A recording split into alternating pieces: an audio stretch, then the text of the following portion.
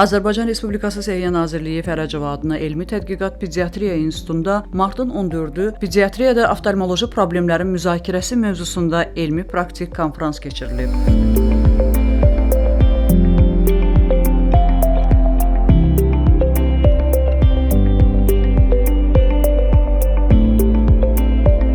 Bu mövzuya toxunmağımızda əsas məqsəd bizim bu işdə olan təcrübəmiz, yəni istər-istəməz göz problemləri olan uşaqlar, son zamanlar bilirsiniz ki, az çəkili uşaqlar statistik olaraq doğum faizi ölkəmizdə diri doğulma meyarlarının dəyişməsi ilə əlaqədar sayı artmaqda davam eləyir, artmaqdadır və bunların bizim institutumuza gəlməsi, bizim institutda reanimasyon şöbədə müxtəlif reanimasyon tədbirlərə az çəkili uşaqların məruz qalması, sonrakı dövrdə reanimasiya şöbəsindən sonra vaxtından əvvəl doğulanlar şöbəsində müalicəni davam etdirməsi, yəni istər-istəməz bu uşaqların bizlə kontaktı aylarla demək olar ki, davam edir.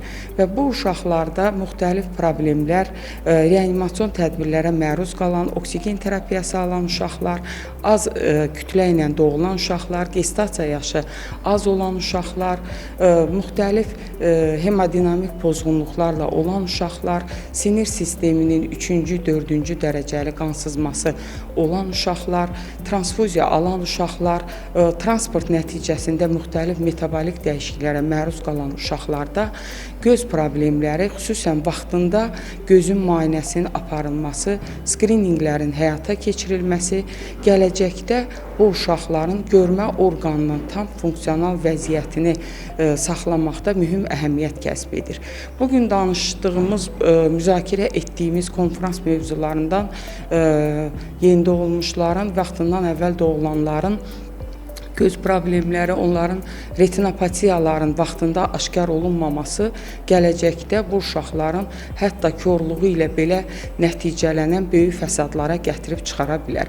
Məqsədimiz bütün pediatr və neonatoloqları bu istiqamətdə diqqətini cəlb etmək və oftalmoloji problemlərin vaxtında diaqnostikasını həyata keçirmək, bu istiqamətdə görülən işləri institutumuzun təcrübəsi ilə gələn qonaqlarımız, konfrans iştirakçıları ilə fikir mübadiləsi, təcrübə mübadiləsi aparmaqdan ibarət olmuşdur. Respublikada yeganə vaxtından əvvəl doğulmuşların patologiya şöbəsinin pediatriya institutunda fəaliyyət göstərməsi körpələrdə görmə orqanının zədələnməsinə çox rast gəlindiyindən, reanimasyon tədbirlərdən sonra həkimlərin risk qrupundan olan uşaqların retinopatiyalarının vaxtında diaqnozunun qoyulması gələcəkdə korluğun qarşısını ala bilər, deyə mütəxəssislər bildirir. Elmi Tədqiqat Pediatriya İnstitutunun, onun rəhbərliyinin, kollektivinin təşkil etdiyi çox gözəl, kompakt, ancaq çox da qlobal bir problemə həsr olunan, uşaqların, bizim gələcəyimiz olan uşaqlara pediatriyaya həsr olunan bir konferansda iştirak edirik.